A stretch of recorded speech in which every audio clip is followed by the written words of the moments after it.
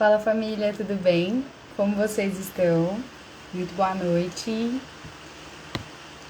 E aí?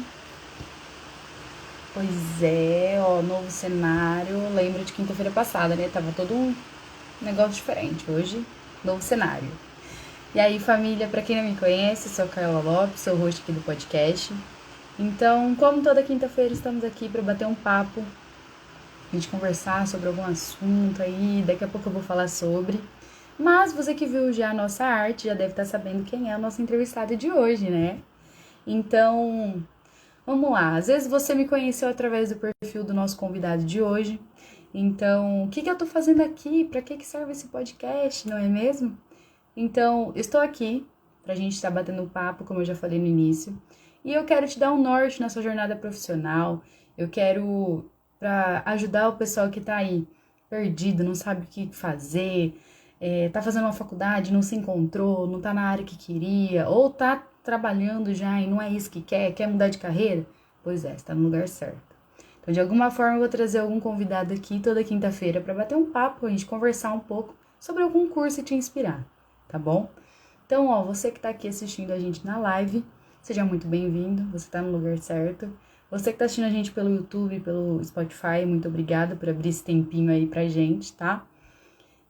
Já agradeço você, já segue o nosso perfil no Instagram, já vão lá no YouTube, se inscreve no nosso canal, tá? Pra não perder nadinha de nada.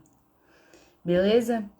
Então, ó, ativa o sininho da notificação pra não perder, tá? Então, gente, temos algumas novidades, é claro, que é sobre o certificado de extensão para o pessoal aí que está querendo vários certificados, né? Que agora é exigido pela UFMS, por outras faculdades também. Então, no meio da live eu vou estar falando um pouquinho, vou falar a palavra mágica, a palavra misteriosa, tá? E durante a live a gente vai conversando mais sobre. Aí no meio da live vou falar a palavra que vocês querem muito ouvir, tá? E depois o Forms vai estar no meu perfil, ok? Então você que precisa do Forms vai estar lá no meu perfil, o link tá lá na minha bio. E qualquer coisa, a live vai ficar aberta depois de uns 10 minutos, mesmo com... Depois que já fechou, eu vou estar com o link aberto depois de 10 minutos. E aí sim, se você tiver algum problema, você me manda na DM, que aí a gente vai conversando, tá? Se passar esse tempo, eu não consigo aceitar nenhuma solicitação, então vocês façam um favor, tá? Mantenha esse cronômetro aí, tá? Então, gente, vou começar a falar um pouquinho do nosso convidado de hoje, que é o Ricardo. Ele é consultor empresarial há 17 anos, sócio-diretor da Planeje Consultoria Empresarial, cofundador da 3D Financial Academy, atua com desenvolvimento do plano de negócios, gestão administrativa e financeira e formatação de franquias. Olha isso, hein? Que currículo, hein? Hoje a gente tá chique. O Ricardo, ele é economista com MBA em Finanças e Controladoria. Ele desenvolveu estudos de viabilidade econômica financeira para o setor sucroalcooleiro na região de Ribeirão Preto. Aqui da minha região, ó, quem é aqui de Novo Horizonte conhece. Ele atuou como facilitador e consultor do Sebrae nas áreas de projeto de investimento, análise de crédito, plano de negócios para micro e pequenas empresas. Então, ó, vamos convidar ele pra gente bater esse... Vai mandando pros seus amigos, tá? Para todo mundo aí que quer aprender um pouco de finanças, de negócios, vocês vão gostar. Tenho certeza. Oi, Tudo muito bem? boa noite, tudo bem? Boa noite. Tirar o fone Bluetooth aqui que ele não vai funcionar. Não sei por que que ele não funciona ao vivo. Ah, eu imagino. Ao vivo essas coisas para, né? Não dá para entender, mas o importante é que está dando para a gente se ouvir e se Com falar. certeza. Com certeza. Ricardo, já queria te agradecer por você ter topado vir aqui falar um pouquinho de você pra gente, tá?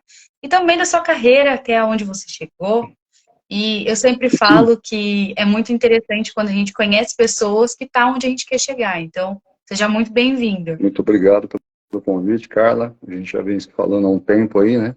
Finalmente conseguimos encaixar uma agenda para poder conversar um pouco aí com a audiência aí de vocês. Com certeza. E assim, quando eu vi o seu currículo, eu fiquei assim, gente, o que é isso? Olha, que isso, hein? Como diz minha mãe, nunca parou de estudar, né? Na verdade, eu fui muito CDF uma época da minha vida, né? Muito bem. Então, olha, valeu muito o estudo, então. E eu sou assim, né? Você já vai se acostumando, tá? Porque eu gosto de mandar sempre convite para você fazer as coisas, tá? Já vai se acostumando. Legal. E eu adoro fazer pergunta. Você Vamos viu, lá. né, que a hora que a gente estava conversando, eu fiz um monte de perguntas já. Então, a primeira pergunta que eu queria te fazer, que é como que você se apaixonou pelo mundo da economia? Como é que você chegou?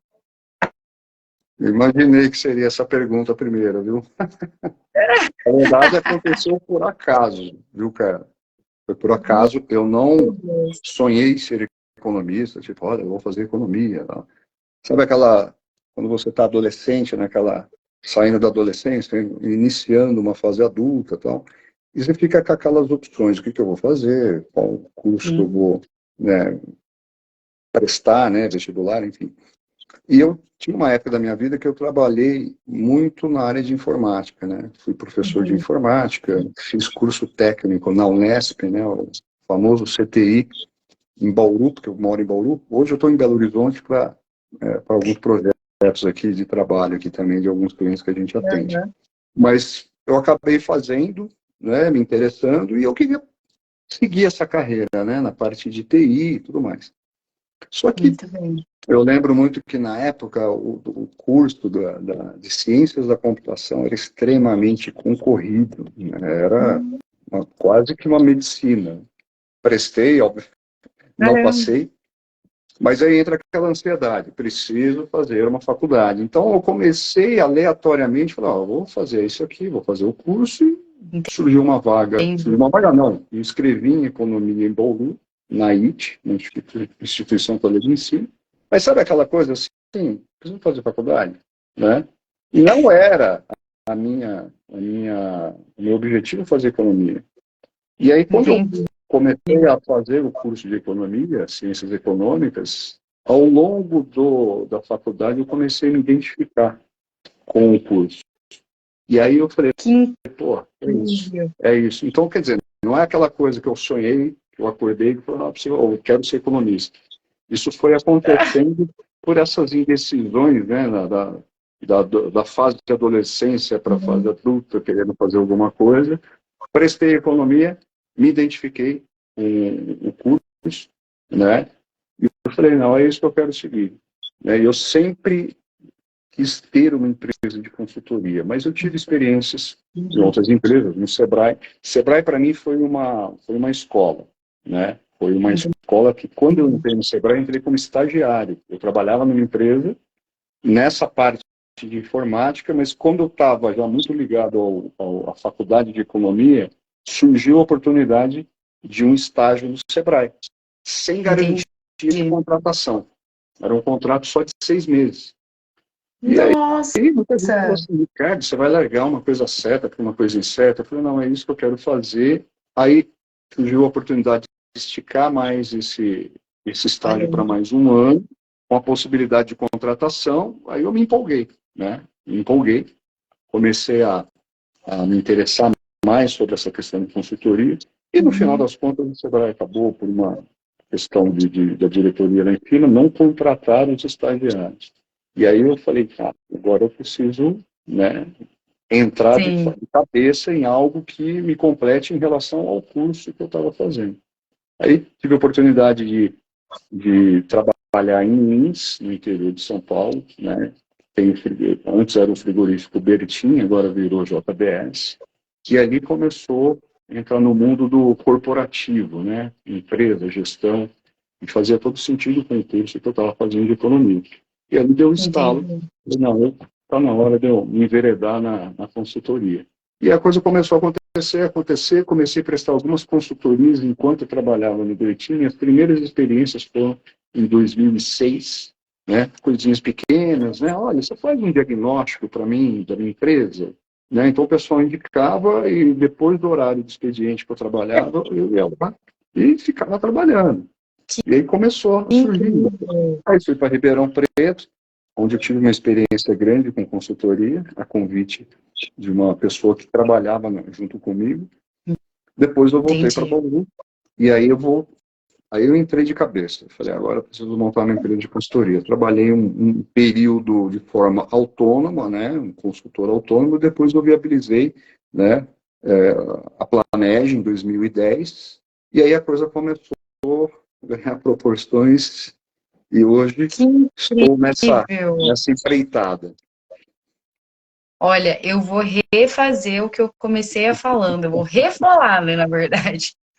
Porque assim, a gente realmente, né, quando minha mãe sempre falou pra mim, né, desde pequena, se espelha muito naquelas pessoas que você acha, que você admira, né?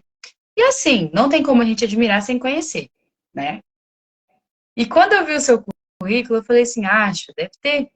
A gente sempre olha e fala assim, não, começou lá em São Paulo, né, e tudo mais. E agora vendo, começou no interior também, fico muito feliz, porque eu sou aqui de Novo Horizonte. Então, assim, já me dá... exatamente. Então, assim, nossa, ó, já dá um ânimo pra gente de novo, né? Sim, exatamente.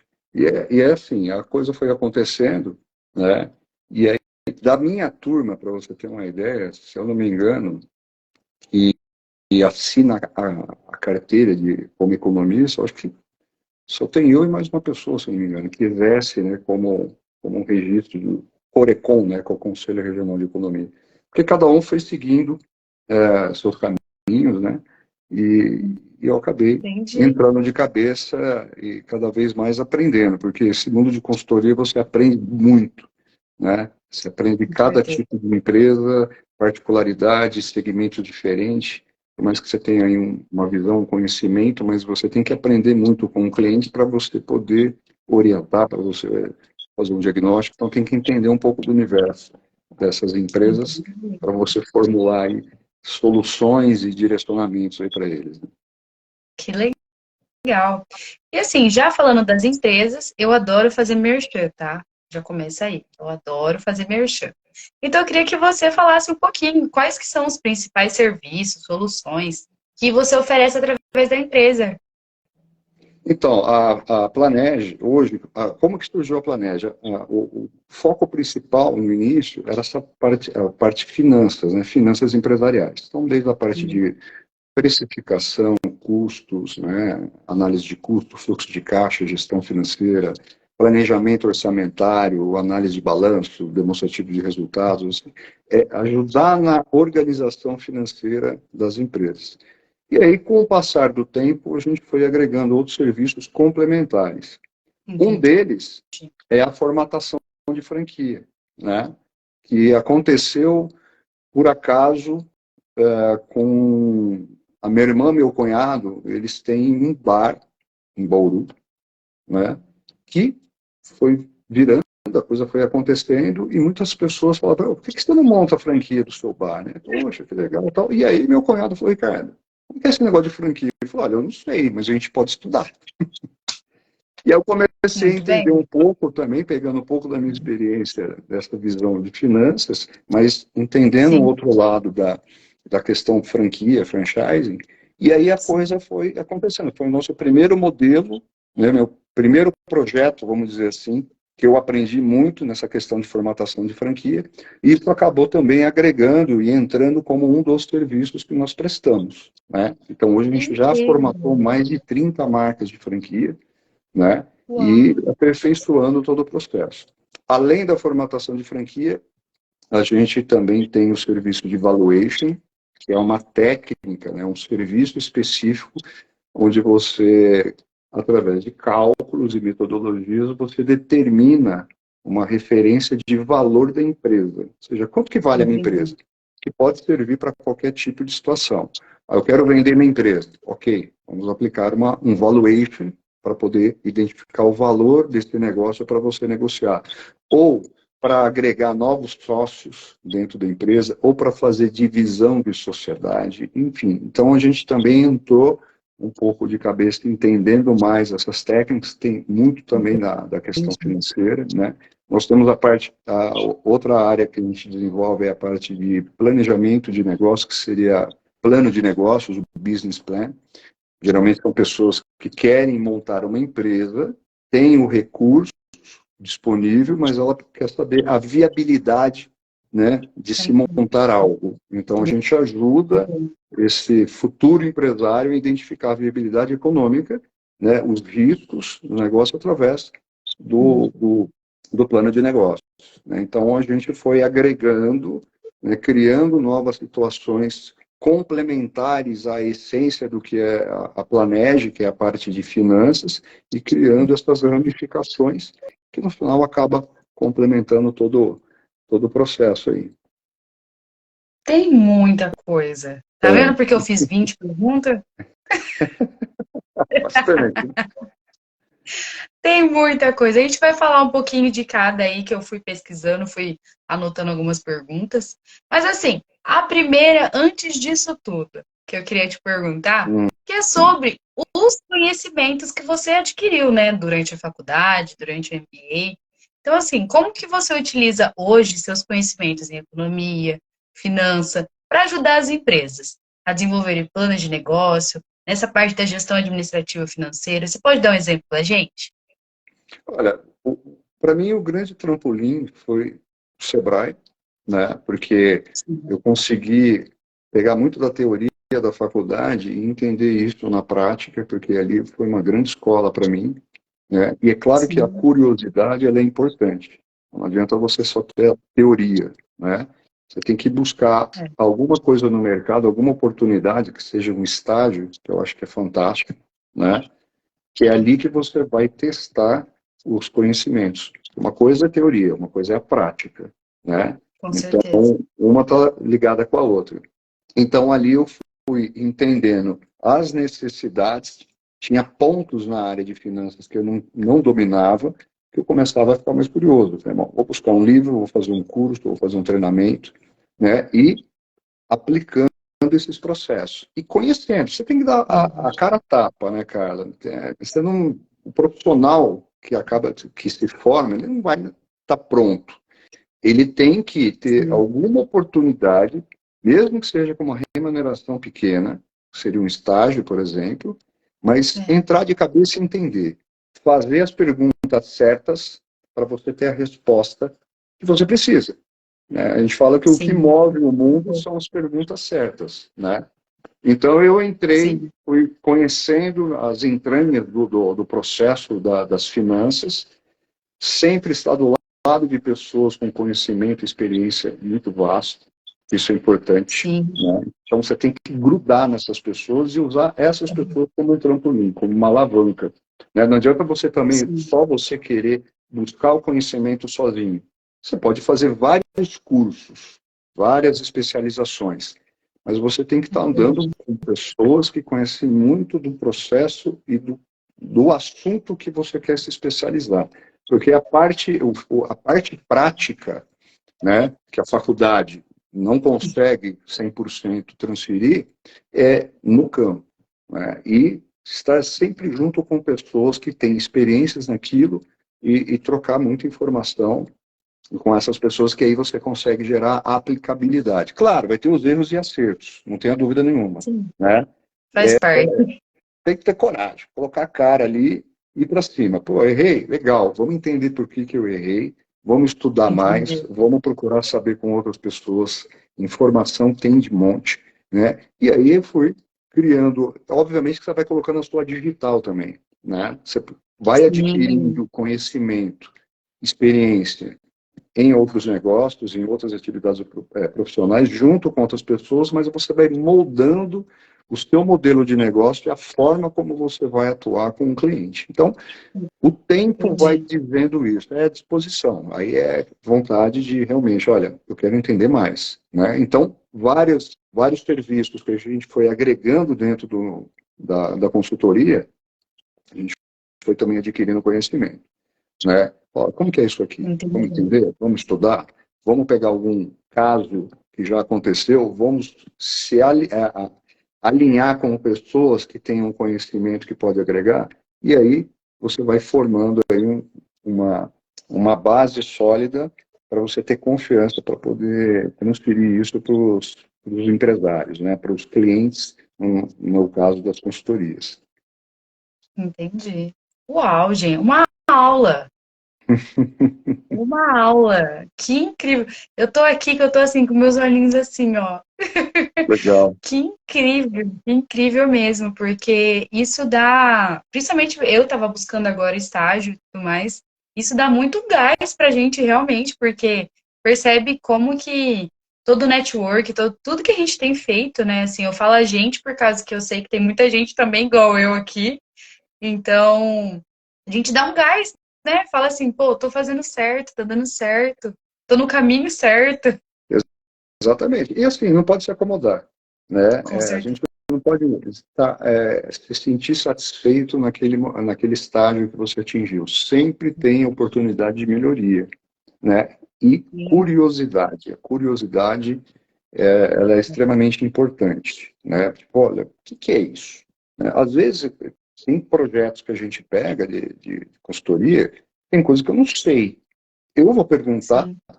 né? Porque se a pessoa tiver o ego muito inflado, fala assim, ah, mas eu vou perguntar para o meu cliente o que, que é isso. Pô, eu sou consultor, eu sou economista. É aquela coisa, aquela Entendi. cobrança interna. Eu sei de tudo. Não. É, Você sabe você aprende muito com os projetos, muito com os trabalhos. A humildade, ela é extremamente importante, porque você tem que entender o processo. Então, tem perguntas sim. que em algumas situações que eu faço que até são óbvias, mas eu preciso entender o processo do cliente, para entender como que ele vai me responder, para a gente poder levar a solução para ele. Então, não sei, e assim, o mais importante, cara, no meu caso, Sim. se eu não sei a resposta, você tem que falar, não sei, mas eu vou procurar saber, para trazer a resposta. Então, não tem aquela questão, olha, não fica naquele somebody love, né? Tentar dar aquela Sim. ensaboada. Olha, é isso, é. Não sabe. Fala, olha, eu vou pesquisar melhor sobre isso daí para trazer a melhor solução para você. Então, acaba deixando Entendi. um ambiente de credibilidade para o cliente, Com né? certeza. Porque a gente não é o sabe-tudo. Né? A gente sempre está aprendendo, porque sempre, mesmo que sejam empresas do mesmo segmento, enfim, não importa, mas problemas podem ser diferentes que você tem que entender a causa daquilo lá e correr atrás para poder entender melhor o que está acontecendo. E uma coisa que eu sempre ouvi também é, cada problema é um problema, né? Não tem como a gente pegar o mesmo problema e colocar numa mesma Uhum, empresa. Pode ser o uhum. mesmo ramo e tudo mais, mas acontece de forma diferente, né? Tem as particularidades, né? Claro que tem muita coisa que você pega de projetos que são similares, que você aproveita muito o que foi feito em outros projetos e aplica com as suas particularidades, mas a coisa flui também. Mas existem os pontos que é muito particular do negócio que você precisa entender a fundo para poder fechar o raciocínio ali. Entendi. Muito bem. Adorei. E assim, a gente estava falando um pouquinho, eu acho que eu li na hora que eu estava falando sobre você, que é na parte do que você desenvolveu um projeto, na parte de sucroalcooleiro aqui de Ribeirão Preto, Uhum. certo? Eu queria que você contasse pra gente como é que foi essa experiência, como que você desenvolveu todo esse projeto, como é que foi? Na verdade, quando eu entrei, fui trabalhar numa empresa de consultoria de Ribeirão Preto. Isso foi em 2007, faz bastante tempo. O que aconteceu? Surgiu um projeto que, na verdade, era para montar um plano, como se fosse um plano de negócio, para Entendi. identificar a viabilidade dessa usina sucroalcooleira. Só que quando se trata de um projeto desse tamanho, são vários profissionais envolvidos. Então, tem geólogo, né, tem a parte de pessoas específicas para estudo de solo, para ver quanto que vai contaminar do solo, o que vai ser feito para não gerar contaminação, e tem a parte onde entra a questão da modelagem financeira, que é justamente entender a geração de recursos financeiros dessa usina, todo o investimento que vai ser feito nessa usina, em termos de equipamento, maquinários, né, empregabilidade que isso vai gerar, para justamente identificar a viabilidade econômica financeira, fazer o famoso payback. Então, vou investir X milhões numa usina e essa usina ela vai retornar o capital em X tempo. Então, dentro desse projeto, tinha vários profissionais e eu, como economista, justamente para fazer essa modelagem financeira. Então, foi um grande aprendizado, porque tinha muita coisa que eu não sabia. Então, eu comecei a mergulhar para estudar as particularidades, né? Entrevistar empresários que estavam investindo, que estavam, na verdade, recomendando esse estudo, né, de viabilidade, e entender o impacto que isso ia dar na região, economicamente falando. Então, foi um projeto extenso, né, mas foi um aprendizado gigantesco. Né, foi muito interessante. Imagino. Eu entrei nesse assunto também porque a gente recebeu uma pergunta que eu acho que vai combinar muito bem. Não sei se você chegou a ver, que passou aqui rapidinho na tela, que, ó, Não vi. eu vou ler Não para vi. você. Ó, Ricardo, boa noite. Com o crescimento do PIB anunciado essa semana, claramente puxado pelo agronegócio, quais as expectativas para o restante do ano e para 2024? Olha, eu vejo assim, ó, esse ano é um ano que não vai ter mudanças radicais ainda, porque vem muito do que foi o ano passado, né? O governo ainda está estruturando, tem orçamento, parte fiscal. Esses impactos vai começar a partir do ano que vem, né? Então, Entendi. esse ano ainda é um ano que não vai ter muito impacto pontual, ao ponto de falar assim, nossa, vai ser bom, vai ser ruim, né? Então, a expectativa é que a parte do agro, que é uma parte pujante na economia brasileira, sempre foi, né? Dentro disso, é que assim, a gente tem que tomar cuidado para não entrar no discurso político da coisa, né? A gente Sim. não entrar nesse detalhe porque é complicado. Mas eu acredito que nenhum governo, penso eu, né, ponto ao ponto de falar assim, não, vamos tirar o recurso do agro porque a gente vai ter que investir isso e aquilo. Então a gente tem que aguardar, é difícil, né? O mercado, a gente vê que está respondendo de uma certa forma positiva, né? Mercado financeiro, Sim. muitos empresários estão respondendo de uma forma positiva em relação a isso. O que a gente precisa ver, a partir do ano que vem, é que a gente vai ter respostas mais sólidas do que está sendo esse governo agora, né? Então, Entendi. a expectativa é que o agro ele continua forte, porque a gente fala que o Brasil é o celeiro do mundo, né?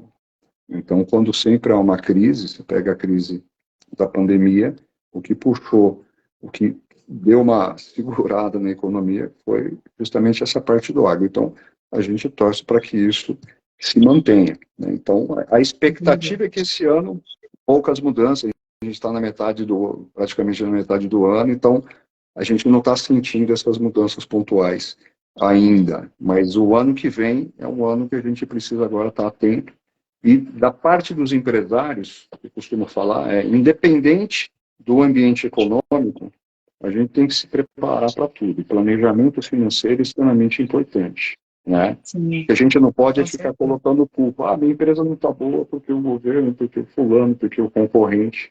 Tem algumas variáveis que o setor privado não consegue administrar, que é justamente a Entendi. variável econômica, a parte fiscal, enfim. Agora, da porteira para dentro, eu sempre costumo falar, da porteira para dentro, quem manda é você. Então, essas variáveis internas são variáveis altamente administráveis. Então, nada mais do que fazer um bom planejamento. Claro que você não vai ficar alheio ao que está acontecendo na economia. Tem que entender de inflação, tem que entender dos impactos, porque isso vai mexer na parte de preço. A gente vai ter aí um impacto no custo dos combustíveis, que já está previsto, né? Ok, vai subir custo de frete, o produto na gôndola vai estar, até a gôndola vai estar mais caro, matéria-prima, só que a gente tem que se preparar, né? Ou seja, Com em termos certeza. de gestão, o que eu posso fazer para amenizar essas questões? Então, é mais ou menos dentro dessa linha, né? Muito bem. Acredito que respondeu a pergunta. Qualquer coisa, mandem aqui, tá? agora a gente vai partir para uma outra coisa, porque eu falei, né? Tem muita coisa para a gente conversar hoje. Vamos lá. Falando um pouquinho das franquias, eu queria que você contasse também pra gente como que é esse processo, né, de formatação de franquia. Em um resumo, não precisa todos os detalhes. E qual que é a importância desse serviço, claro, para as empresas que querem começar a expandir, porque eu imagino, né, uma empresa que é única e ela fala, não, vou virar uma franquia. Como que é? Como que ela toma essa decisão? Na verdade, assim, estatisticamente falando, pegando pelos dados, né, o Sebrae fornece muitas informações de micro e pequena empresa, principalmente as estatísticas que todo ano o Sebrae publica, a gente fala da mortalidade das empresas, né? Então, a gente fala que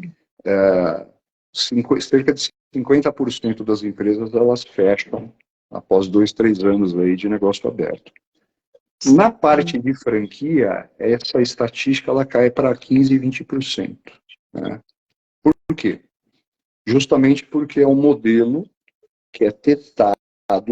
Então, imagine uma empresa, um restaurante, uma loja de roupa, não importa o segmento, que o empresário ele pensa em montar a sua marca como franquia. Obviamente é um modelo que ele testa, ele teve erros e acertos, e chegou num patamar onde todo esse know-how ele acaba formatando isso e padronizando esse processo. A pessoa que compra esse know-how já testado antes, porque quem passou apuros foi o idealizador da marca, né? Aquele que começou. Então, ele que ralou. Sim. Então, quem compra já vai pegar um processo bem mastigado. Isso em linhas gerais, eu falo, porque também tem umas marcas de franquia que deixa a desejar em termos de gestão e suporte ao franqueado. Mas colocando, teoricamente, nesse sentido, é justamente isso. É você criar um modelo de negócio de sucesso. Primeiro, o negócio tem que Entendi. dar lucro, tem que dar um resultado bom. Tem que ter todo o processo de gestão padronizado. Não adianta você querer multiplicar um negócio que você não tem uma organização padronizada. Você só vai multiplicar problemas. Né? Então, se eu tenho uma empresa e eu quero transformar numa franquia, primeiro, eu tenho que ter uma gestão financeira, um controle de custo, um padrão de gestão muito bem fundamentado. Todos os meus processos de trabalho, desde atendimento a cliente, processo de produção, processo de gestão, isso tem que estar detalhadamente registrado em forma de manuais operacionais. A partir do momento que você consegue transformar esse processo de gestão de forma automática, você já tem boas bases sólidas para expandir a sua marca como uma franquia. Por quê? A partir do momento que você tem isso padronizado, quando você multiplica isso e você vende para um franqueado que vai abrir em vários lugares do Brasil, esse modelo de negócio ele tem que funcionar exatamente igual em qualquer parte do território nacional. Então, não adianta você querer falar assim, olha, eu vendo um bom produto, meu produto é bom, minha marca eu acho que é legal, vou sair vendendo franquia. Não, não é assim que funciona. A sua gestão está redondinha, né? Os números estão claros, você sabe as margens de lucro do produto que você vende, o seu processo, vamos pegar exemplo de restaurante, tá? Sim. Um exemplo aqui. O seu processo de cozinha, ela é redondinha, né? Você tem qual é o seu nível de perda? Você tem ficha técnica do produto? Você sabe o custo que cada produto que compõe um prato? Né? Como que é o processo de atendimento ao cliente? Né? Como que é o processo de produção? Tudo isso tem que estar registrado. Você tem que eliminar os gargalos, né? Os vícios de gestão e transformar isso num padrão o mais eficiente possível, como se fosse girar como uma engrenagem perfeita, né? Todos os dentes da engrenagem estão girando, porque se eu tiver um dente da engrenagem solto, a engrenagem ela não vai girar. E a franquia é justamente isso, é você padronizar esse processo, deixar uma gestão mais automatizada possível, onde a pessoa que vai comprar a sua franquia, com algum um processo de treinamento que ela vai receber, ela consiga multiplicar esse processo de gestão na cidade onde ela montar a franquia. Então, é muito importante isso. Né? E é um trabalho de transformação.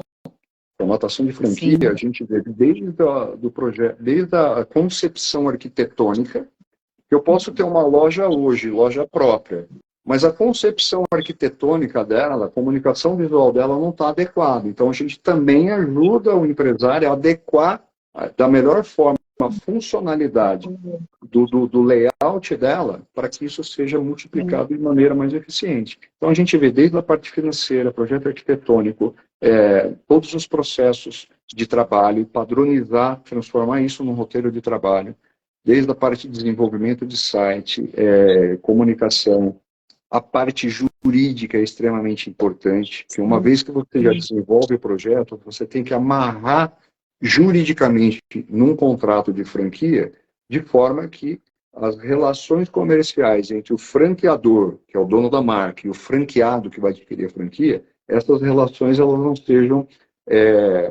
vamos dizer assim, não cause danos para nenhuma das partes. E também não adianta a franquia, a marca, criar um contrato que a gente chama contrato leonino, né, que só favorece o franqueador e não o franqueado, que também não, a coisa não vai andar. Então, todos esses detalhes, em linhas gerais, cara, né, para não entrar muito, ela é visto e analisado durante um processo de formatação de franquia. Gente, eu tô falando, é uma aula. Aula pura, gente. Que incrível. Ricardo, uma pergunta, não tá aqui escrita aqui, agora é uma dúvida minha pessoal. Você tem algum interesse em fazer engenharia de produção, não? Engenharia de produção? Mais uma faculdade? Gente, porque assim, eu falo, a engenharia de produção, eu falo pra minha mãe, porque, né, minha mãe queria muito saber o que eu queria fazer da minha vida, né, e eu falei, engenharia de produção, ela nunca ouviu, né, e hoje eu explicando pra ela, eu brinco, eu falo, mãe, é tudo que envolve processo. Eu acho que se ela ouvisse o que você falou agora, ela vai entender completamente. Mas exatamente, Carla, Porque, se você pegar gente, dentro do que você falou, a engenharia de produção, você conhece bem, tem que funcionar que nem um reloginho, né? Você tem aquele tic-tac ali, é a escala de produção. A franquia, na verdade, é como se a gente pegasse a empresa e enlatasse a empresa. Fala, agora eu vou vender. sim, Sempre no mesmo conceito. É quase que funcionar como um reloginho. Pega o McDonald's. O McDonald's hoje é o exemplo de franquia. Mundialmente é o modelo de franquia mais copiado do mundo. sim, Né? Mais copiado do mundo. Quem assistiu aquele filme, um filme, né, Fome de Poder, que fala da história de como surgiu o McDonald's, é o modelo mais copiado do mundo, não só no segmento de alimentação, mas qualquer outro segmento, pela forma como os processos são definidos como se fosse uma esteira de produção. Desde quando chega a mercadoria, né, sim, no restaurante ou até numa loja de roupa, numa loja de calçado, não importa o modelo, o segmento de franquia, mas é o momento que chega, como que eu estoco, como que eu vendo, como que eu transfiro a mercadoria para o cliente, como que eu fecho a compra do cliente, é um processo. Então, tem que que funcionar incrível. dessa forma, né? É um Sim, trabalho que exige paciência, né? Paciência e muito esforço da parte do empresário, né? Mas dá entendi. certo. Se fizer corretinho, colocar a receita de bolo para andar, dá muito certo.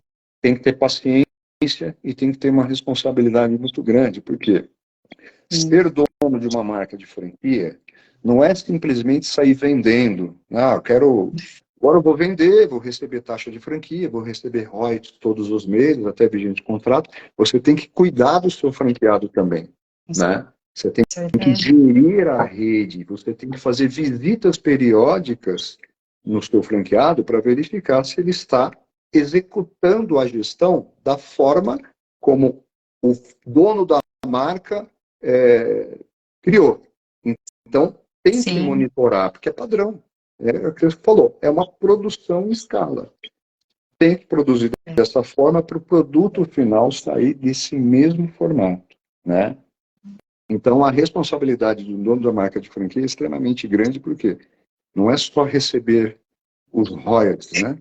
Mas tem que gerir, né, o franqueado. Tem que tirar as dúvidas, tem que reciclar, tem que verificar se o franqueado lá na ponta está performando de forma satisfatória, porque ele também tem que ganhar dinheiro, franqueado.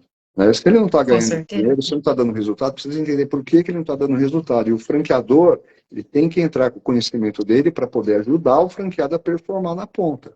Senão Sim. a rede de franquias por si só, naturalmente, ela vai perdendo força. Aí fecha uma franquia ali, fecha uma franquia aqui, e quando acontece isso, o mercado fica totalmente antenado. Pô, eu estava na rua tal e fechou a franquia do fulano, estava em tal cidade e aquela franquia fechou, outra unidade. Então, a marca, ela perde muito se você não faz uma gestão eficaz da sua rede. Com certeza. E falando disso, a gente chegou aqui a uma pergunta que é sobre qual é a razão do sucesso das franquias, então? A razão do sucesso é justamente essa, né, que eu acabei de falar. É você transformar seu negócio, pegar aquilo lá e padronizar ele inteirinho. Né? Você tem que multiplicar o sucesso que você teve, a história que você teve, e transformar isso numa franquia que consiga também gerar retorno para o investidor que está comprando a marca. Então, a razão é justamente ter a excelência na gestão. E que essa excelência de gestão, em todos os sentidos, consiga se multiplicar. Assim como é o McDonald's, Entendi. assim como é outras marcas de franquia conhecidas do mercado. E ter um negócio, Muito e bem. ser um negócio lucrativo também. Tem que dar retorno, né? Tem que ter boas margens. Sim. E tanto o franqueador como o franqueado tem que estar contente de fazer essa parceria comercial ad eterno, né? Aham. Sem tempo para poder acabar. Muito bem. Gente, eu tô assim adorando, como eu já falei, é uma aula incrível. Incrível, Bom, incrível. Parabéns. Assim, é uma área, quando eu comecei a fazer a faculdade também, eu achava que eu queria muito fazer economia. Mas eu me encantei com engenharia de produção, sabe? Mas eu tenho um pezinho na economia, viu? que legal. Eu acho assim, toda vez que eu ouço, eu fico, nossa, que incrível mesmo. Outra pergunta. Eu tô vendo aqui, eu tô pensando qual das duas que eu vou fazer, porque as duas, assim, você quase respondeu. Eu falo, esses entrevistados, eles falam assim, ai, você fez muita pergunta. Mas olha, vou te falar, quase responde minhas perguntas. Então, ó, hoje a gente percebe que você já tem, assim, 17 anos de empresa, isso. Então, já tem, assim, uma carreira já formada já, certo? Então, hoje, como que você poderia citar, né, algumas habilidades ou qualidades que você considera essencial para um consultor empresarial ser bem-sucedido? Olha, a consultoria, ela existe já até cursos de consultoria, não digo de faculdade, mas cursos, né, específicos para quem quer se transformar em consultor. Só que assim, a consultoria você tem que ter um pouco um tempo de estrada, né? Não é um tempo de estrada, você tem que, mesmo que você tem que começar um pouquinho lá de baixo e se ancorar em pessoas que já têm aí um conhecimento. Não adianta a pessoa se formar agora e já querer pegar um projeto de consultoria. O que ela pode é trabalhar numa empresa de consultoria, como consultor júnior, dando suporte, entendendo, perguntando, né? Porque a gente vê pessoas, já vi muitas situações, a pessoa se forma lá em administração, se forma em contábeis, a pessoa tem lá 22 anos de idade e já fala que é consultor empresarial. Consultor empresarial tem que ter uma certa vivência, né? Entendi. E aí, o trampolim é justamente você começar no nível de baixo ali e falar, olha, eu quero, como já passou alguns consultores lá no nosso escritório, que eram pessoas que estavam se formando no último ano de administração de economia, a gente trazia para o escritório como estagiário, né? A pessoa, ela ficava mais ouvindo, né? A gente colocava ela em alguns projetos mais como ouvinte, né? Então a gente conduzia, olha, você quer participar da reunião com o cliente? Você vai ouvir apenas e vai anotar as dúvidas que você teve durante a reunião, aí a gente senta junto, conversa, depois a gente começa a passar alguns relatórios para a pessoa entender como que é. Então, não é simplesmente, olha, eu fiz um curso de consultoria, me formei em economia, fiz especialização na área e sai dando consultoria. Não, não é assim que funciona. Na área de Entendi. consultoria, ao meu ver, não é assim que funciona. Você pode ter muito conteúdo acadêmico, mas na parte de consultoria, a parte prática e a vivência, ela vai formar o profissional. O profissional começa a ter Entendi. confiança, né? Então, tem que tomar muito cuidado por aí, né? Para não, né? Eu sou formado, eu tenho isso tal, agora eu sou consultor. Não, precisa ter a vivência, principalmente a linguagem, né? Como lidar com o cliente, porque você tem clientes Sim, que, que, que, que tem um perfil, um mas outro nível, você tem cliente que é mais simples, é uma baita empresa, mas o linguajar do cliente é simples.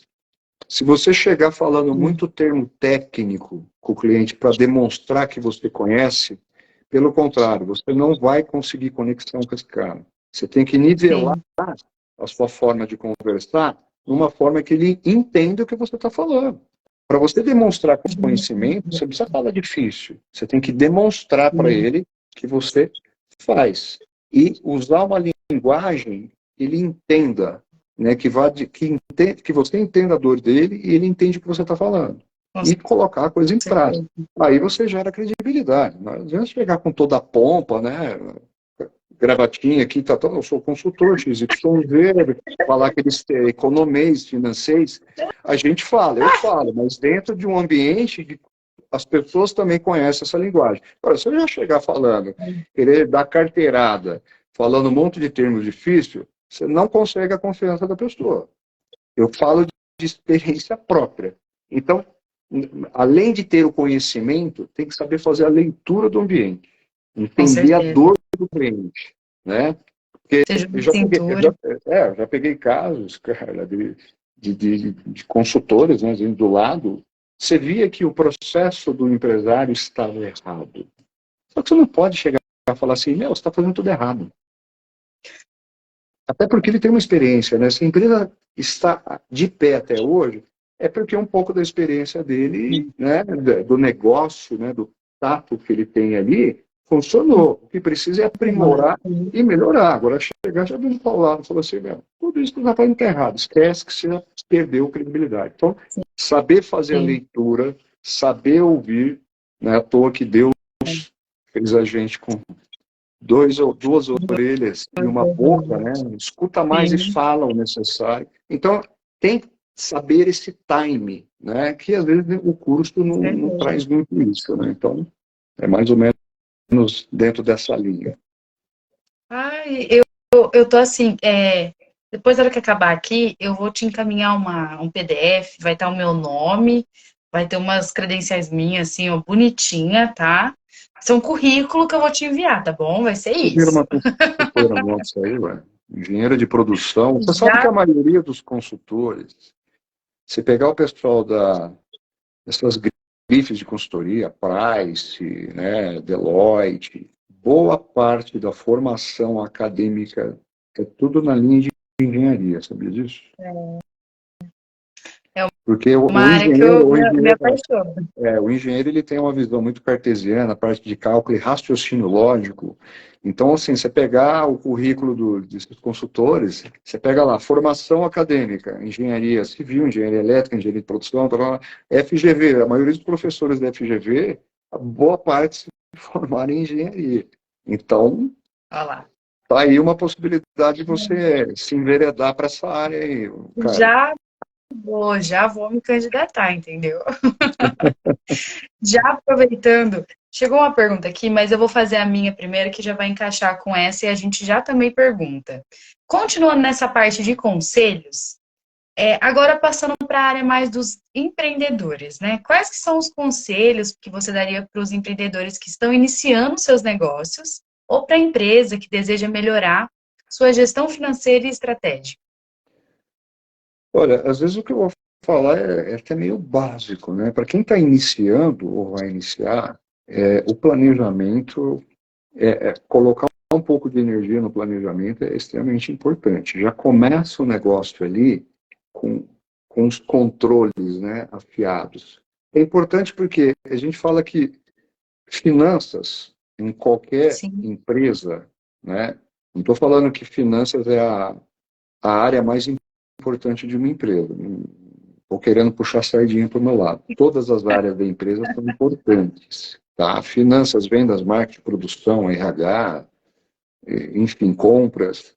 Mas todas as áreas da empresa, ou seja, finanças, elas recebem reflexo das demais áreas. Ou seja, todas as decisões que são tomadas nas demais áreas da empresa gera reflexo nos indicadores financeiros.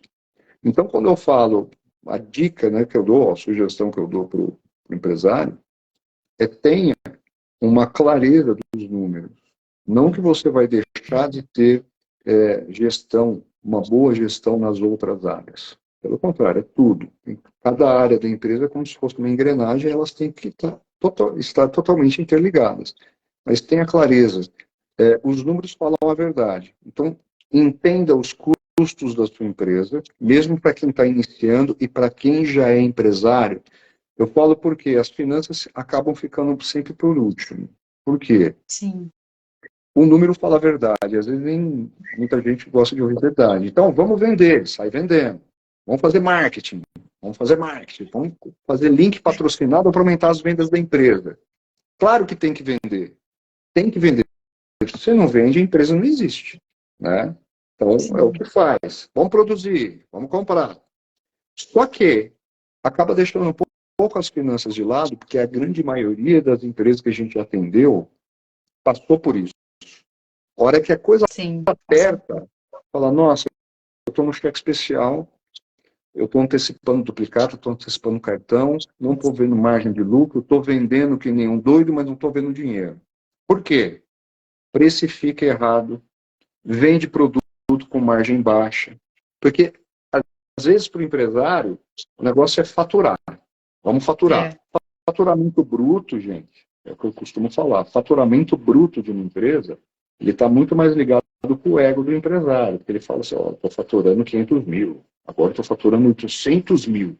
Qual é o resultado que esta venda está deixando para a empresa?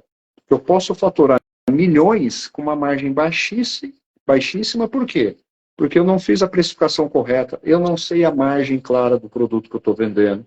Eu só estou vendo sim, faturamento e venda entrando. Mas o que vai sustentar o negócio é a margem que essa venda está deixando. Então, quanto entendi. mais conhecimento nos controles financeiros, para quem está começando e para quem já está com a empresa, quanto mais intimidade tiver com os números, melhor. Porque ele vai indicar se a sua gestão está sendo eficaz ou não. Não estou falando que é para menosprezar as outras áreas. Todas têm importância, tudo tem que estar conectado. Mas precisa colocar um pouquinho de energia e um olhar para essa questão do planejamento financeiro, que é extremamente importante, e aí vai fazer todo sentido nas tomadas de decisões. Então, o que a gente vê por aí é empresa fechando em vendas altas. E isso acontece. Sim, E a gente fala, ah, como assim? Estou vendendo muito, mas minha empresa vai fechar? Porque está vendendo errado, está com a gestão errada. Né? Não está olhando os custos da empresa, se está aumentando, se está diminuindo. Então, um entendi. olhar mais adequado para as finanças vai fazer toda a conexão nas demais áreas da empresa. Então, Com é um pouco do que a gente certeza. coloca aí. Muito bem. Eu vou interromper você um pouquinho para falar a palavra misteriosa aí para as pessoas, entendeu? O pessoal que está esperando aí para responder o Forms, tá? Então, pessoal, eu vou escolher uma palavra hoje que eu acho que vai representar bastante a gente que está aqui batendo papo, que eu acho que engrenagem funciona, funciona. Acho que eu vou colocar essa palavra que representa a gente aqui batendo esse papo. Então, ó, a palavra de hoje, então, que vocês vão lá colocar no Forms é engrenagem, ok? O pessoal da engenharia de produção não vai esquecer nunca essa palavra, que assim, representa a gente, tá? Então, ó, vamos lá. Assim que acabar a live, eu vou ficar 10 minutos depois, tá, gente? Então não se preocupem. Antes de terminar também, eu vou repetir a palavra, tá? Então, vão lá, tá lá no meu link da bio, tá?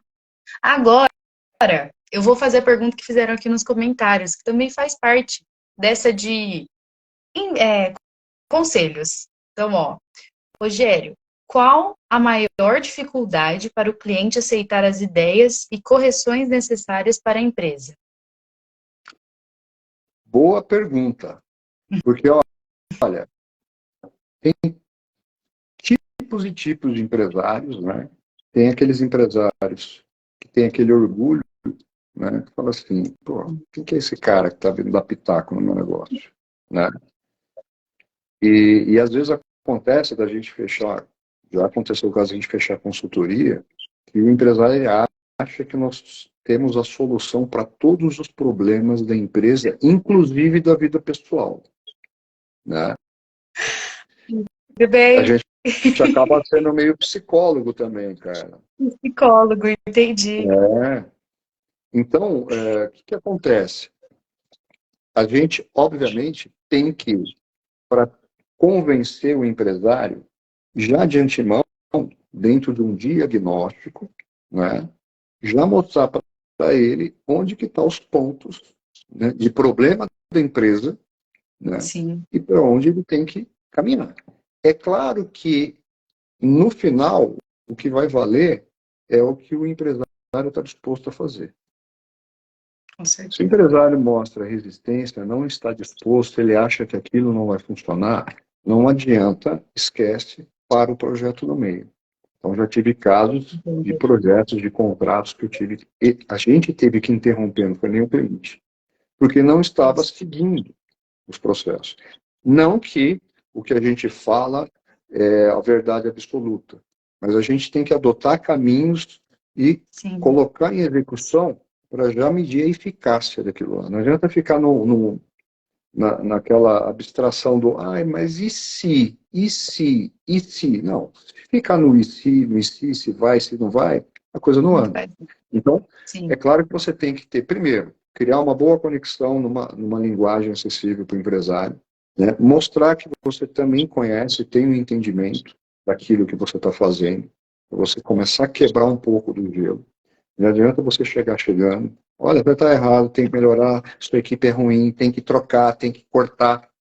Claro que dentro de um processo chega-se a conclusões que, olha, você vai ter que cortar sua folha salarial, você vai ter que diminuir o custo disso e tal. Mas para que essa conclusão chegue, você tem que deixar o empresário muito confortável com a consultoria, mostrando que você tem uma visão, um conhecimento, que a coisa vai funcionar.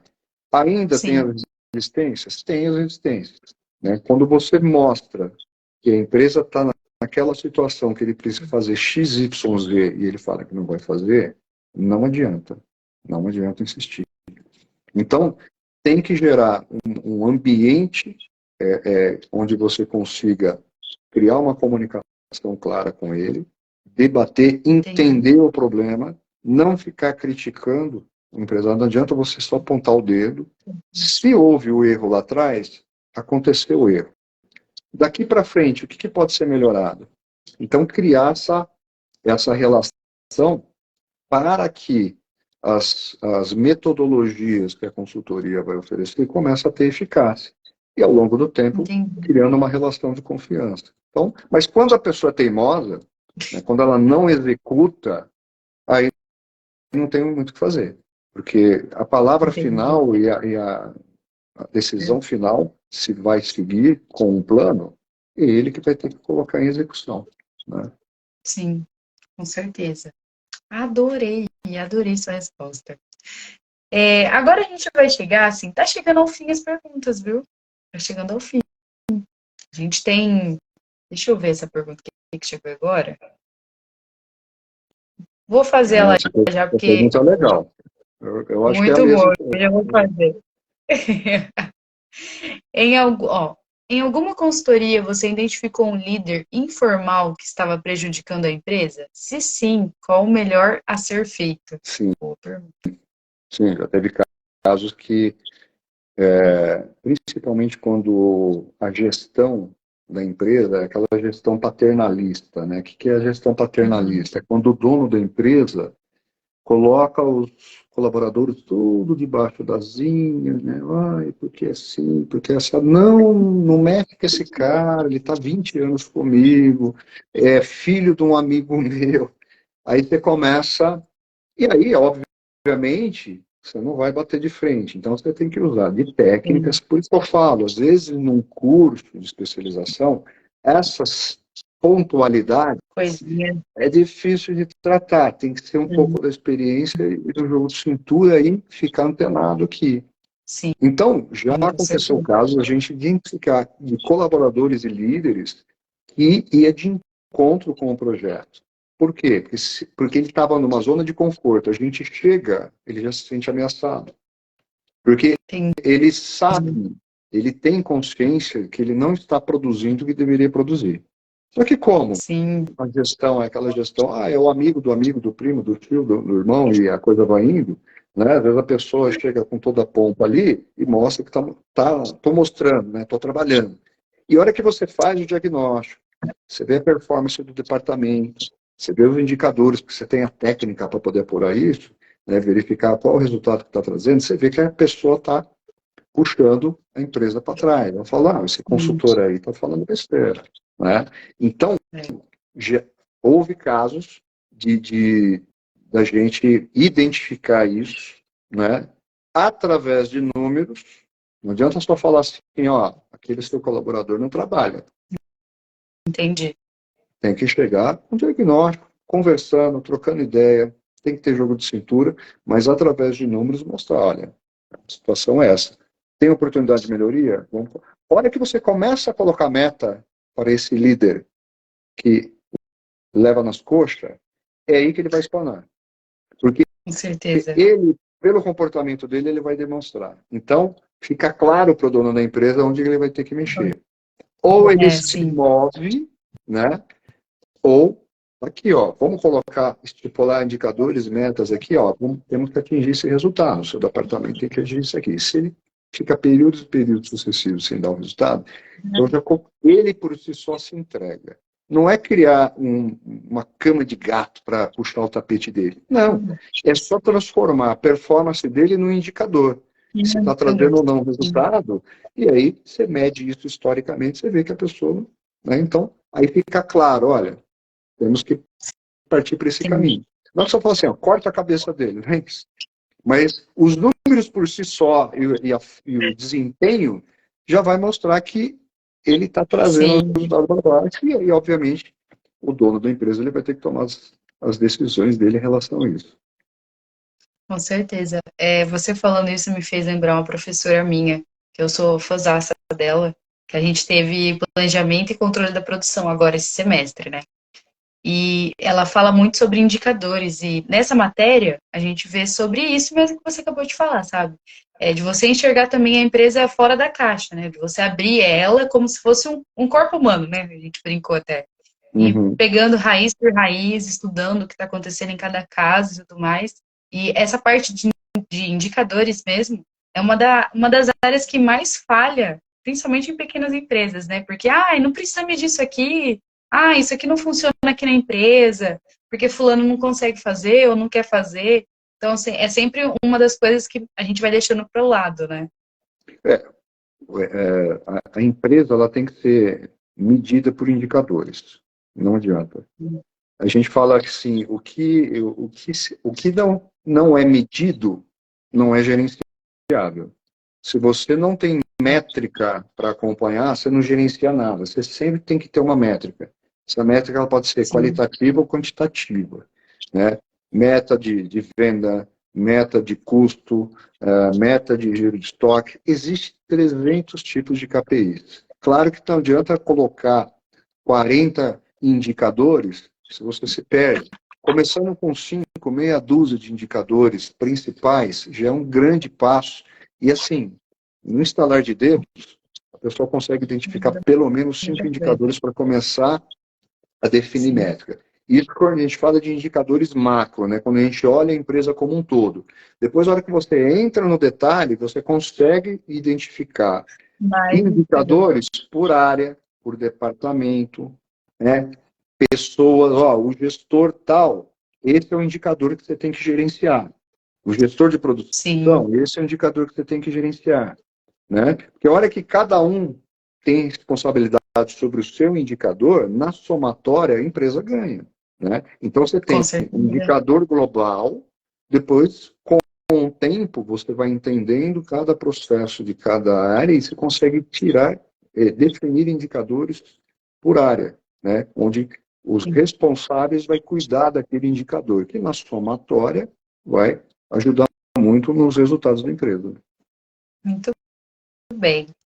Adorando, gente, é uma aula, entendeu? Nossa, hoje eu vou dormir assim, ó, nas nuvens. Depois disso, aprender nas férias é muito bom. Eu falo que, nossa, todo dia a gente aprende, né? Mas, ai, ainda mais na área que a gente gosta, entendeu? Fico muito feliz com isso. Que bom, fico contente que tá gostando aí. Espero que o Muito, pessoal aí também muito. esteja gostando. Com certeza, com certeza. Depois dessa pergunta aqui, eu tô adorando essas A perguntas. pergunta foi boa, gostei, foi bem pertinente. Muito bem. Agora, eu queria te fazer uma pergunta que é assim, agora a gente toca no coração, tá? A gente vai chegando ao fim, a gente vai tocando no coração dos entrevistados, tá? Eu queria te perguntar quais que são os aspectos mais gratificantes, depois de 17 anos de empresa já, como que você hoje, como consultor, tem algum exemplo que você pode dar desses aspectos que você traz para a vida, né? De lembrar e falar, nossa, isso aqui, olha, valeu muito a pena. Olha, uma coisa que a gente fala que não tem preço, claro que tudo tem preço, né? Inclusive, depois depois eu passo para você, cara, um título de um livro que eu estou lendo, que é O Preço de Todas as Coisas. Não é um livro Bom, técnico, não é livro de fórmula, mas assim, eu estou lendo, não terminei ainda, mas é muito legal. Porque tudo tem preço. A nossa vida tem preço, né? Tudo. Sentimento, tem a linha de produto, serviço. É muito legal. Então, quando eu falo não tem preço, tem um preço, mas nesse caso especificamente, o que me deixa grato e falar assim, estou no lugar certo, é justamente quando você tem o feedback do cliente, que ele fala, porque eu falo assim, ele fala, pô, Ricardo, a coisa está caminhando legal, agora eu estou conseguindo enxergar, aumentei, aumentei as minhas vendas com base nos indicadores que você sim, implementou e que a gente foi trabalhando, tal, o resultado melhorou da empresa. E eu sempre falo para o cliente, o resultado, ele só é alcançado quando você coloca em prática, porque você pode contratar a melhor consultoria do mundo, do planeta, mas se você sim. não coloca em prática o que está sendo discutido durante o projeto de consultoria e mentoria, não adianta nada, né? Então, o que é gratificante é quando a gente tem um feedback e vê que aquilo que você estudou, gerou como propósito, durante a minha formação, que no meio do curso de economia eu me identifiquei, cara, preciso. E engraçado que eu imaginava eu como empresa de consultoria no meio do curso de economia, né? Quando eu Olha me isso, identifiquei com a economia, né? Eu já até estava entendi. bolando o nome e tal, sabe? Estava viajando. E aí eu me vi numa situação que eu estou me realizando, né? Falo, puxa vida, eu Sim, sonhei, me programei lá mentalmente, que eu queria ter uma empresa de consultoria no meio do curso de economia, e o que é gratificante, né, que é interessante é justamente estar fazendo sentido. Fala, pô, estou no caminho certo. Pelo feedback, né, das pessoas, os clientes, as sim. indicações de consultoria que a gente tem, né, de pessoas, olha, fiz um trabalho lá com o Ricardo Rocha, lá da Planege, foi legal, foi bacana. Então, quando a gente recebe as indicações, isso é um termômetro para nós, justamente para saber, poxa, de alguma forma a coisa está caminhando, está no caminho certo. Tem muito processo de melhoria, tem muita coisa que Sim, precisa melhorar, não tenho dúvida. A gente tem que estar estudando, não pode achar assim, estou num sim. patamar que agora estou com conhecimento à flor da pele. Não, conhecimento nunca é demais, né? Não. O nosso HD aqui suporta muito conteúdo. Então, para Com mim, certeza. o que é gratificante, uma delas é receber esse convite, Fala família, tudo bem? aqui porque o Instagram não quer fazer live com a gente. Ó, caiu 2 vezes. O que tá acontecendo? Que isso? Ah lá, voltamos. Esse ao vivo é maravilhoso. Foi a sua conexão, foi a minha. A minha caiu total, tudo. Ainda bem que eu tô com a minha internet do celular mesmo. Caiu total. Tá oscilando muito em Novo Horizonte? Tá, não, olha, é que a gente mudou faz pouco tempo para essa casa, então acho que deve ter sido isso, ainda tá estabelecendo os É, sinais. Mas tá entendi. ótimo, voltamos. A gente perdeu uma pergunta, mas já vou mandar aqui de novo já. Tá. Enquanto isso, eu vou te fazendo as duas últimas perguntas, né, no caso, enquanto a pessoa já manda a pergunta pra gente aqui. Que é, a gente estava falando um pouquinho, pessoal, e se restabelecer de novo, né? A gente estava falando sobre os trabalhos significantes, né, gratificantes para nós, para a gente, principalmente desses 17 anos de empresa, né? Então, ó, vou ler a pergunta aqui que já chegou, calma lá. Ricardo, sobre os indicadores, quais os mais usados em usina no setor do almoxarifado? Nossa, em usina no setor do almoxarifado, ó, vamos pegar o exemplo do almoxarifado, né? O estoque, compras. Um deles, que é importante, primeiro, o que a gente chama de acuracidade. O que é acurácia? É justamente quando você faz o inventário de estoque, que você faz a contagem física e compara com o sistema e sempre dá aquelas diferenças. A diferença é justamente esse percentual de acurácia, que é qual que é o nível de diferença de estoque que está tendo, porque sempre vai dar uma diferencinha. Sim. Então, um dos indicadores seria esse indicador de acurácia. Né? Quanto menor a diferença, melhor. Você pode estabelecer. Colocar meta zero, esquece. Isso aí não existe. Quando eu trabalhei no frigorífico, né, na parte de gestão, tinha todo o controle de estoque de frigorífico e tinha um índice de acurácia, que, se não me engano, a meta foi estabelecida de 3%, ou seja, podia dar até 3% de diferença. Entendi. Então, é um dos indicadores para ser colocado. Outro indicador importante é o giro de estoque. Então, quem está na área de almoxarifado, que trabalha com compra, é saber justamente essa questão do giro de estoque, que é o tempo que o estoque fica, o tempo que leva para o estoque se esgotar. Né? Quanto maior esse tempo, pior é. Né? Então, o que acontece? Quanto mais volume, quanto mais estoque você tem, né, mais dinheiro parado no seu estoque.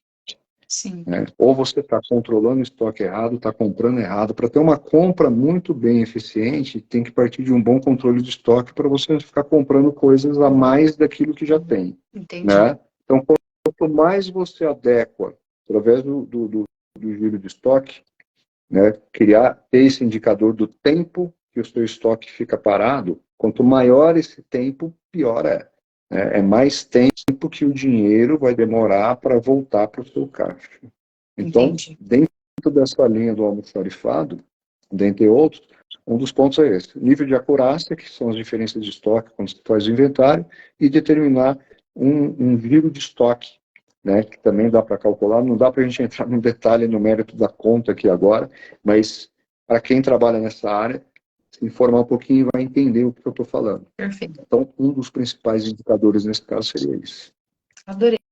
Eu acho que respondeu, viu, sua pergunta. É que o ouvinte tá aqui perto, então ele já tá bem, já. Ah, tá do lado, Já, tá soprando do lado. ele já entendeu, já. Qualquer coisa ele vai fazer de novo aqui outra pergunta, tá? E também tem o seu WhatsApp, já falei, né? Vou mandar meu currículo, vou mandar também as pessoas que tiver dúvida, viu? Pode sim, pode mandar. Perfeito. Agora eu vou te fazer as duas últimas perguntas, que é eu sempre deixo no final pra gente, no roteiro de perguntas, é a fixa, essas duas perguntas, porque faz parte do nosso podcast, que é uma frase, né, que a gente sempre pergunta, que é sobre o legado. Então, Ricardo, hoje eu queria saber qual que é o legado que você quer deixar?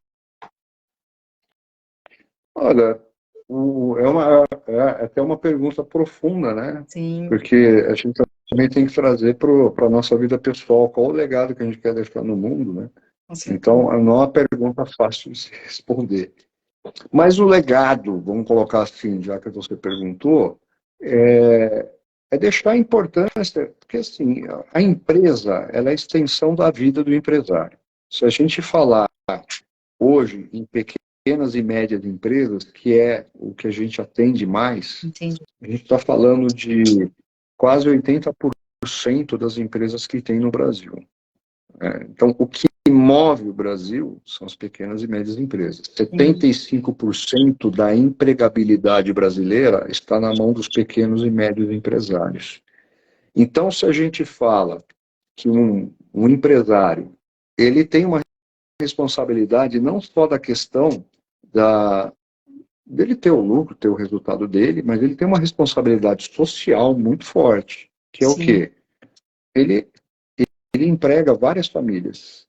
Então, além da família dele, que boa parte dos pequenos e médios empresários, a principal fonte de renda é a empresa, ele também está empregando outras famílias. Então, o sim, legado que eu quero, vamos dizer, legado deixar é a responsabilidade, a importância para tratar a empresa, assim como a extensão, queira ou não, acaba sendo um pouco da extensão da família, porque está tudo, né, tudo ali misturado, mas assim, saber separar muito bem isso e colocar a importância. Não é só questão de ter empresa para pagar boleto, para pagar eu pagar boleto, pagar conta de casa. Não é isso. Daí se for pensar dessa forma, a empresa, não, questão de tempo, ela tem que ter uma perpetuidade, sim, né? com Então, o certeza. legado é assim, a importância, né? O quão importante é fazer uma boa gestão, que isso daí também não é novidade para ninguém, mas mesmo assim as pessoas não dão o devido valor, né? Vai empurrando com a barriga e a gente vê, às vezes, famílias sendo Sim, destruídas no sentido assim, separação, briga de irmão, porque é sócio e porque um pega mais dinheiro, outro quer trocar de carro, outro quer fazer isso, e esquece do principal, que é deixar a base da empresa sólida para que isso se perpetue. com Então, certeza. dentro do que a gente entrega de trabalho, a gente, queira ou não, acaba se envolvendo um pouco pessoalmente, emocionalmente também com as dores do empresário, porque você vê que quando ele está desesperado, ele precisa achar uma, um caminho para resolver e reverter a situação dele, a gente fica também naquela ansiedade de querer fazer o melhor possível. Então, o legado é justamente que isso se torne um hábito, né? Que aquela frase, né? Você quer definir o seu futuro, né? Você tem que escolher os seus hábitos para você traçar melhor o seu futuro. Então, o legado é assim, é deixar essa importância, a valorização do quão importante é fazer uma gestão eficiente para que a empresa ela seja perene. A empresa ela nasce, ela não tem data de validade, ela tem a data de nascimento, mas ela tem que se perpetuar. A Sim, gente vai morrer um dia, né? O empresário ele vai morrer, mas isso tem que deixar um legado lá na frente para as pessoas que vão fazer a sucessão do sim, processo, tá? A coisa tem que caminhar. Então, eu vejo isso como um grande legado, que é a importância do nosso trabalho que realmente se valorize dentro da gestão das empresas. com certeza. Muito bem. Adorei. Profundo, filosofei Profundo, agora. profundo. Pois é. A última pergunta que eu sempre faço também, que é sobre a frase que você me enviou, né? Porque quem viu a nossa arte maravilhosa, né? Então, na arte que você me mandou, né? Que você mandou a frase, eu vou ler a nossa frase, que é: as pessoas não escolhem seus futuros, elas escolhem seus hábitos, e seus hábitos determinam seus futuros. Então, eu queria saber o porquê dessa frase. Vem muito de encontro ao que, o que a gente faz hoje para as empresas, né? Qual o futuro que o empresário quer para a empresa dele? A gente sempre fala assim, se você quer mudar, não adianta você fazer a mesma coisa e Sim, querer ter resultados diferentes. Você tem que mudar a forma de trabalhar.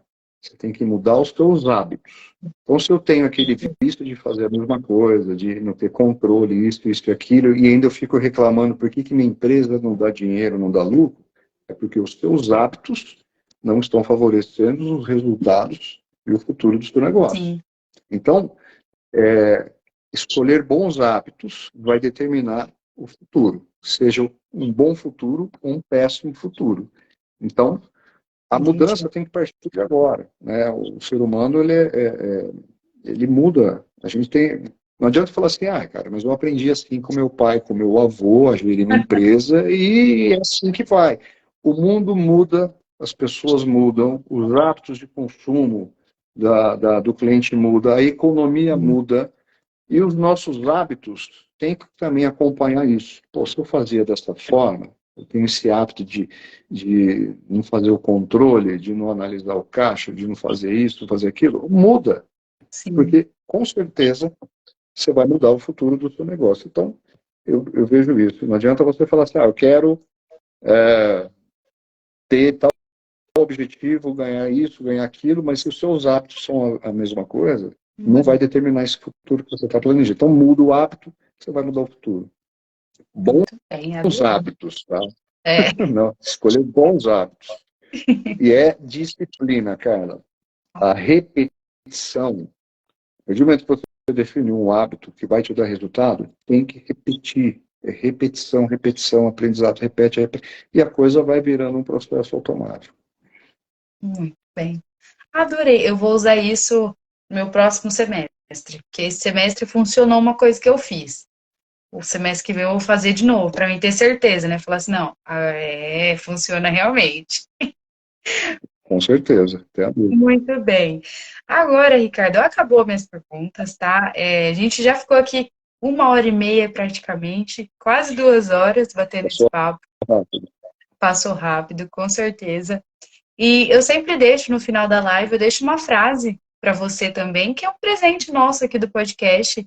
Então, toda vez que você vê essa frase em algum lugar, ou anotar em algum cantinho da sua vida, que você guarde no seu coração e sempre lembre do seu processo aqui com a gente também, porque, com certeza, todo entrevistado que passa aqui com a gente é uma nova oportunidade, é um novo processo se iniciando, com certeza, e uma amizade, com certeza também, né? Não tenho dúvida. Então, a frase que eu deixo hoje para você como presente nosso é: cada dia é uma nova oportunidade para se superar e deixar a sua marca no mundo. Então, com certeza você está deixando a sua marca hoje aqui com a gente, principalmente em mim. Muito obrigada, viu? Eu tenho certeza que o pessoal que estava aqui assistindo e vai assistir depois também, vai se impressionar com tudo que você falou. Foi uma aula, muito obrigada mesmo, viu? Cara, eu que agradeço.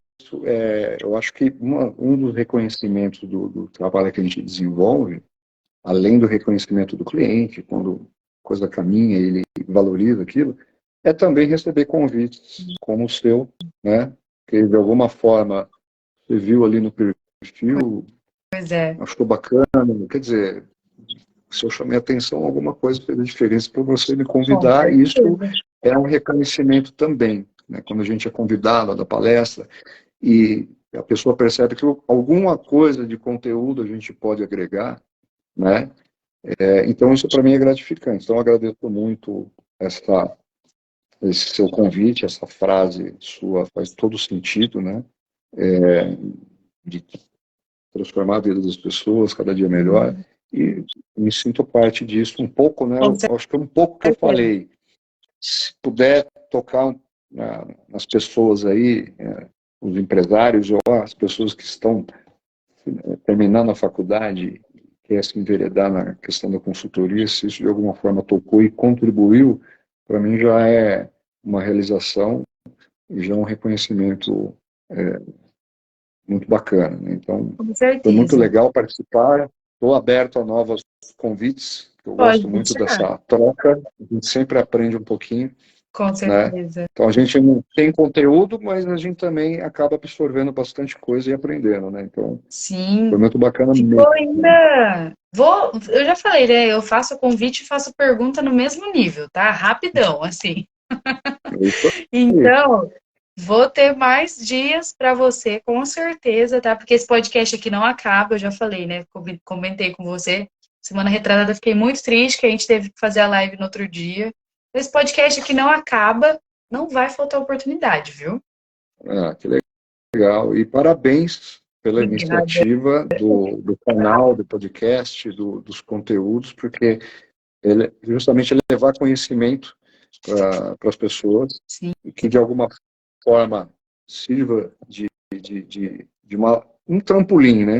Para aqueles sim. que estão entrando no mercado de trabalho, para aqueles que querem montar uma empresa ou adquirir um pouquinho mais de algumas dicas e insights para colocar em prática. Isso não tem preço. Conhecimento é uma coisa ilimitada, né? Então, parabéns aí pela iniciativa, pelo canal Obrigada. e pela forma que você está conduzindo aí as entrevistas. Está de Muito parabéns. obrigada, Ricardo. Muito obrigada mesmo. E assim, pessoal, sucesso, tá? Muito obrigada. Tem gente mandando um abraço para você, tá? Então, muito obrigada Legal. mesmo. Tenho certeza que assim, todo mundo que estava aqui até agora adorou. E amanhã vai estar disponível no YouTube, no Spotify, em todos os lugares que vocês pensarem. A hora que sair, eu te envio o link, te envio a arte bonitinha para a gente estar compartilhando, tá?